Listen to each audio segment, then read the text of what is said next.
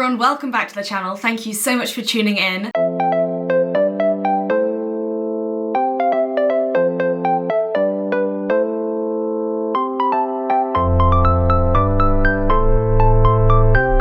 This week's vlog is just going to be a quick one talking about my current training split, the goals that I am working towards, a little book review thrown in there as well, because it's a question that I get asked all the time. How am I training? How am I incorporating strength training into my running program? So I just wanted to talk through how I'm training at the moment for my goals. But first of all, I just wanted to chat to you about today's sponsor, which is Green Chef. Green Chef is a recipe box that gets delivered to your door with perfectly portioned ingredients. And as you guys may know, food is a huge part of my life, and especially a huge part of my training as well. And quite often I come back at the end of a long day and I cannot be bothered to cook, or I just can't be bothered to think of all the different things that I could be cooking. Inspiration is just lacking sometimes when I'm really tired. And the great thing about Green Chef is that they deliver everything to your door with the recipe leaflet, and that has everything pre-portioned for you, which also reduces food waste. Food waste is a serious issue around the world, but especially in this country, a third of our food gets wasted. So by having everything perfectly portioned, things are less likely to go off and then have to get thrown out. They have 5 different types of boxes, so whether you are vegetarian, vegan, or just looking to include more vegetarian or vegan meals into your diet,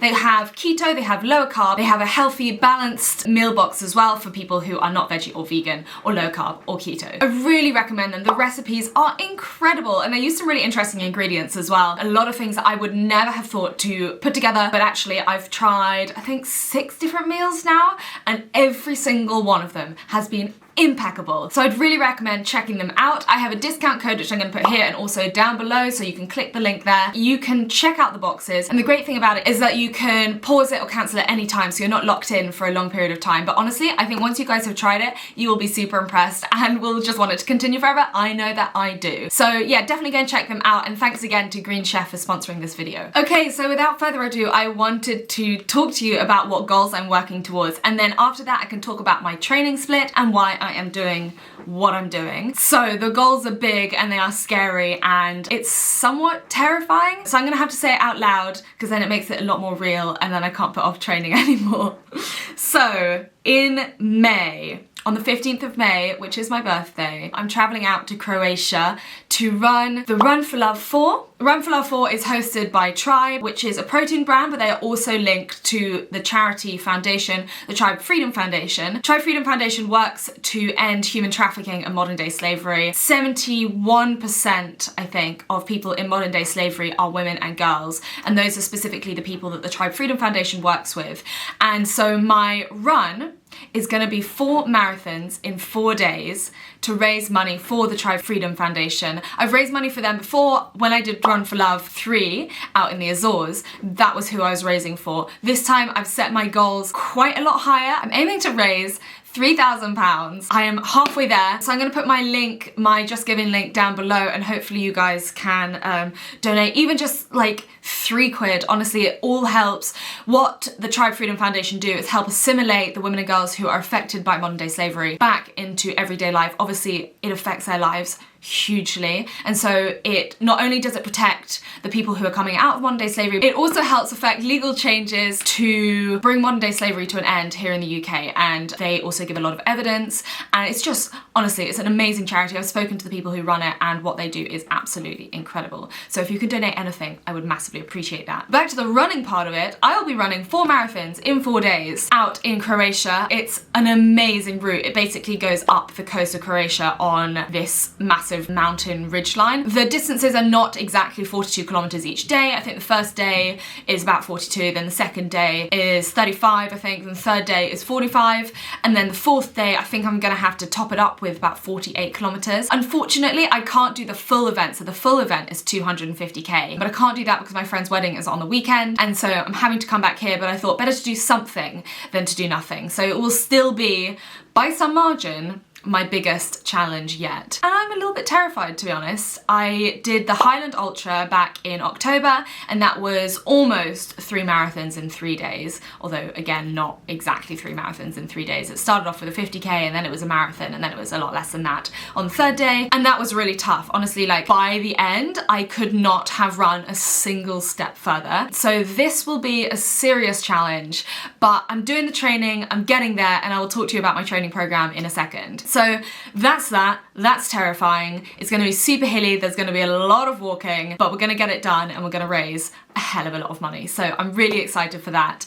And then 5 weeks after that, on the 25th of June, I will be running Race to the Tower in 1 day. So Race to the Tower is part of the Threshold Sports series. They have 2-day or a 1-day option. The 2-day option is 2 marathons back to back. So a marathon on Saturday and a marathon on the Sunday. The 1-day option is 2 marathons on the same day. So 84 kilometers, 50 miles on that Saturday. That will be my biggest single day by a long way. I've done 50k, I've never gone further than 50k in 1 day, and this will be 84 kilometers. So that will be fun. It's in the Cotswolds. It's going to be a beautiful course, which is the main reason that I'm doing it, actually, because as you guys know, I'm a massive fan of just nice scenery, just being outside, being outdoors in nature, and this will be a lot of that, basically. It's an amazing event. They have all sorts of different people coming along. It's not just, you know, elite athletes. It's not just people who are really good at running. I mean, everyone who's doing 84 kilometers is obviously extremely good at running, but it's not the people that you might think would run 84 kilometers. It's everyone. A lot of people raising money for good causes as well, and I hear the atmosphere is incredible. So I'm super excited about that. I was actually supposed to do this event back in 2020 over the 2 days rather than on the 1 day, but obviously it was cancelled for obvious reasons. And so I have decided to up the stakes a little bit and do it all on 1 day in June. So I have 5 weeks between those 2 big events. So essentially the Croatian Run for Love is training for the 50 miler. So I'm going to take it really easy. I mean, I don't really have any choice because it's going to be a really tough event. So it's just going to be about like plodding along at a steady pace for 4 days and hoping that I don't die within that time, and then trying to recover as quickly as possible from that before basically getting back into training again for that thing 5 weeks later. I don't know how it's going to go. I don't know how my body's going to respond. All I can do is put in the training, trust the process, and hope that it works out okay. So speaking of, I'm going to tell you about my training split at the moment. I'll tell you about my current training split and my training program. I have it here, written out, handwritten. I like to get things written down. I find it really helps like cement it in my mind. So I've got it on this piece of paper. I've also got an Excel spreadsheet of my training program, and I also write out my week's training on my whiteboard on my fridge downstairs so that I really don't have any excuse not to know what I'm doing that week. I am on week 3 of my training program so far. I've sort of been training before that point, but I kind of wasn't training very specifically for these events, whereas now we're getting in the hills, we're getting in the strength training. It's getting kind of intense with the mileage already, and it's only been 2 weeks. So just to talk you through the rough outline of my training program, I do 4 days of running a week, approximately, and 2 strength sessions a week. Rest days are super important for me, so I prioritize making sure that I get rest. If that means running the same day that I'm going to be doing a strength training session, that's fine. I'd rather double up on 1 day so that I can have an entire rest day another day, so that I'm not basically doing like low level intensity workouts every single day. Your body needs rest when it needs rest. So that is something that I prioritize. I basically either have 1 or 2 rest days a week. Every Monday I do an upper body day. I jog to and from the gym. It's literally only 3 kilometers for the round trips, like 1.5 kilometers each way. So I don't really count that as a running day. And then I do an upper body session. Upper body is really important, especially if you're doing a lot of hills, and especially if you're going to be using poles, because they help massively to take the pressure off your quads and your glutes when you're going up hills, and your quads when you're going down hills. I do an upper body session on the Monday. Tuesday I do my session. That is speed work, and a lot of people might think that ultramarathons sessions don't require speed work, my friends, you could not be more wrong. Speed work is so important, and what it does is it basically helps raise the threshold for you getting tired. So if you can get used to running at a faster pace for a longer period of time, then running at a slower pace uses less energy. So I've done a vlog before on why everyone should do interval training, so I'd recommend going and checking that out if you want more specifics, but essentially speed work makes your body become better and more efficient at running at a particular pace. And that is done basically by improving your efficiency at using oxygen, so that at a particular pace you don't have to use as much oxygen, but you also become more efficient at using that oxygen, if that makes sense. So that's all about VO2 max, but go and check out that vlog if you want more information in that sort of stuff. So speed work every single Tuesday, it is super important. It also, I find, reduces injury risk. You get the benefits of a longer session but without as many miles. And for me, with my recurring IT band syndrome, really high mileage can increase my risk of injury. I know that it does. It happens all the time. If I jump up by more than 10-20% a week, I get injured. So by incorporating speed work, I'm getting all the benefits of having more mileage, but without actually having to put my knees under that much pressure. So it's really valuable, and I try and get that in every week. And what that looks like is your classic interval training session. So that might be 5 minute, 6 minute, 7 minute intervals. That's more like a kind of tempo style session, or shorter speed work. So last week I did 1 minute on, 1 minute off times 12. That was really fun. I love that speed session because you can go pretty fast. It's not about maintaining a kind of semi-uncomfortable pace. That's a really good one. And then there are also things like fartleks, where you run fast and then you follow by a slow bit, and you run fast followed by a slow bit. And then there's also ones including bits of tempo in the middle of a slightly longer run. So you might do slow pace and then pick up the pace for 20 minutes in the middle of a session, and then do another 20-30 minutes at the end of that at a much slower pace again. And it's just about getting your body used to running on fatigue and running a little bit faster. And then hill repeats, of course. I have told you guys about my hill sprint sessions. I actually really enjoy them, and for this training in particular, my hill sessions are really invaluable because both the Croatian run and the Threshold Sports ones will both be extremely hilly. I love hills, I really do, but I did the Beast of the Blacks race, 32 kilometers last weekend, and my goodness, I could not walk for like 2 days afterwards. It felt like I had just been doing lunges for like 3.5 hours. So that's what I need to do. I need to do lunges, I need to do all my strength training, and I need to do hill sessions so that I can get more used to doing those sorts of hills. Okay, so that's Tuesday. Wednesday, I have a recovery run and lower body day. So my recovery run can be anywhere from sort of 6 to 10 kilometers. It tends to be around 6 to 8. I tend not to push it, but towards the later stages of my program, it'll be about 10k of easy running followed by a lower body session in the gym. My lower body sessions I'm not going to share because it's not my forte, and I don't want people telling me how I could be better, because I know that I could be better, and I find it very frustrating when people try and correct me all the time. But I do squats, I do deadlifts, I do trap bar deadlifts because they have a lower recovery time for your hamstrings, and I do lunges as well. All of those things will help your hills, but they will also help your speed and basically reduce attrition towards the end of a really long run. They increase the ability of your muscles to basically hold it together for longer, and that is essentially what ultramarathons are about, really. It's like, how long can you stay uninjured during this run? And that is something that I really need to work on, because I basically only started doing lower body sessions again when I got injured after the Highland Ultra, because I couldn't run at all. And so I was doing 3 gym sessions a week, and I found that really helped my speed when I eventually got back to running. And so I'm thinking that if I can keep this up alongside all of my training, then I should be much, much, much stronger by the time I actually get to my next races. That's the goal. We'll see how it goes. But I'm really enjoying it so far. I'm lifting heavier than I've ever lifted before, and it's a nice mix. It's nice to mix up the running and the other stuff as well. My Wednesdays are quite a busy day. Like I said, I have a recovery run and a lower body session, but I'd rather do that so that I can have rest later in the week. So that's Monday, Tuesday, Wednesday done. Thursday, thus far, has been a rest day, but as of this week, it becomes another recovery run. That's a really great way of stretching out the legs after your leg day the day before. It just increases the blood pumping around to the muscles and improves recovery. So again, that recovery run is not going to be super long. It's going to be probably anywhere between 6 and 10 kilometers. Towards the end of my training, again, it moves up towards that 10 kilometer mark, but it's nothing intense. It's a really nice, easy pace, and I'm actually quite looking forward to that. that, because following the slightly more intense sessions of earlier in the week, that's going to be very much needed. Friday is a rest day all the way down. Can you see? It basically says rest, rest, rest, rest, rest, rest, rest, rest, rest, forever. Don't do anything on Fridays. It's really nice.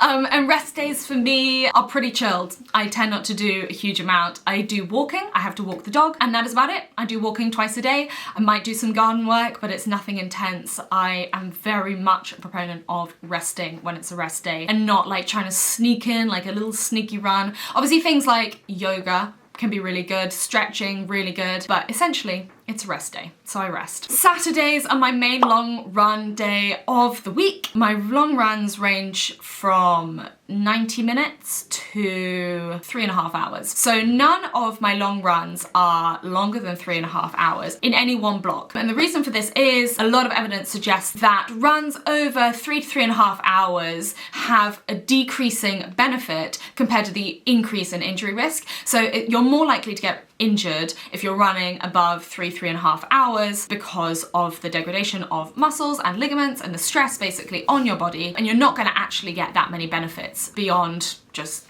basically getting bored. So I'm not doing any runs above 3.5 hours. That does not mean that those weekends will finish on a 3.5 hour run, because Sundays are basically a second half to my Saturday's training. So thus far, again, they have been rests, but as of this week, it becomes a 10K hike. It's not an entire rest, it's not another run, but it is basically working out tired legs. So I'll do my 20K run this Saturday, and then on Sunday, I'll do a 10K hike, probably with the dog. It's a really nice way of getting out, but without putting too much pressure on the body, and just getting used to kind of doing hills when you are tired, which is basically the name of the game when it comes to these races that I've got coming up. Later on in my training program, we have 2 to 2.5 hour runs, followed by a 16K run the next day. So they're back-to-back runs, but again, it's not about pace. They're not seriously long runs. It's just about kind of keeping the legs ticking over while they are tired. So that's my full week of training. So just to reiterate, Monday is an upper body session. Tuesday is a speed session, hills, fartlek, that sort of thing. Wednesday is a recovery run and lower body session. Thursday is a recovery run. Friday is rest.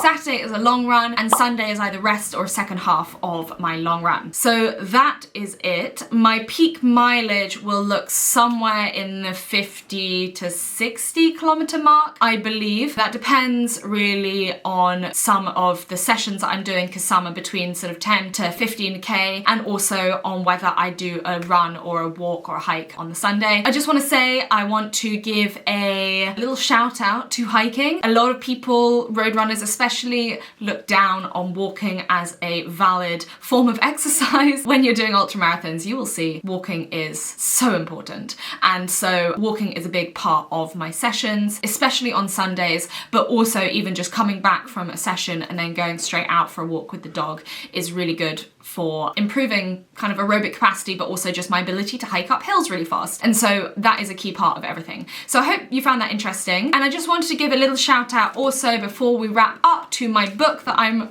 reading at the moment. I've done a couple of book reviews before, and so I'm currently reading Let's Get Physical by Danielle Friedman. It is a book about the history of women in sports and women in exercise in general. It goes through lots of different sports, so from dance to weightlifting to running to yoga. It says, women's fitness history is more than a series of misguided crazes. It's the story of how women have collectively chosen to spend billions in both time and money in pursuit of health and happiness. In many ways, it's a story of what it has meant to be a woman over the past 7 decades. It is honestly fascinating. Whether you're a man or a woman, I think this is really interesting, but especially for women, it kind of goes through the history of everything. It's got a whole load of pictures in the middle, which I have found really intriguing as well. You can see, and people who basically pioneered this entire industry. It's also sometimes a little bit depressing because we've managed to turn things that should be empowering and have historically been founded because they are empowering to women into ways that basically we can make loads of money and prey upon people's insecurities, which is sad. But by understanding it, I feel like we can combat it better. But it's basically just a really interesting book, so I'd thoroughly recommend checking it out. And that is it for this week's vlog. I hope you enjoyed it. It's a nice brief one. I do ramble a little bit about my my training. It varies so much from week to week, but those are the kind of key elements to it. So if you have any questions, feel free to put them down below and I'll do my best to answer them. This program has been created by myself. This is my first time self-coaching for an event as big as this, so I'm a little bit nervous. I mean, it's my first time doing an event as big as this, but it's my first time self-coaching for an ultramarathon, so I'm extremely nervous, but hopefully it'll work out well, and even if it doesn't, I will have learned something, and that's the important thing. Definitely go and check out Green Chef. Like I said, I will put their link and my discount code down below. Thanks so much again to them for sponsoring this video, and thanks to you guys for watching. Don't forget to hit the subscribe button and click the thumbs up button if you enjoyed this video, and next week we'll be back to training, back out on the trails, so I hope to see you then. See you later, bye!